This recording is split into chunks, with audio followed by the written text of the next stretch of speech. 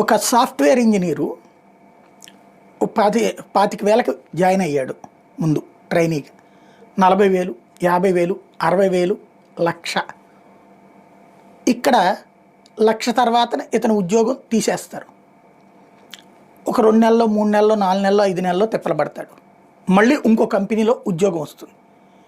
మళ్ళీ 60,000 నుండి బిగిన్ అవుతుంది, లేదా 70,000 నుండి బిగిన్ అవుతుంది. 1,00,000, 1,25,000. ఓవరాల్గా చూస్తే ఈ 1,50,000, 1,00,000 ఈ రేంజ్లోనే స్ట్రక్ అయిపోతున్నారు వీళ్ళు. ఆ మిగతా డబ్బులు కటింగ్లు ఇవన్నీ పోను మిగులుతున్నది ఈ సర్కిల్ దగ్గరే నిలబడిపోతున్నాడు. ఒక్క సాఫ్ట్వేరే కాదు, కార్పొరేట్ ఉద్యోగుల జీవితాలలో మధ్యతరగతి గత 2 దశాబ్దాలలో స్టాగ్నేట్ అయిపోయింది.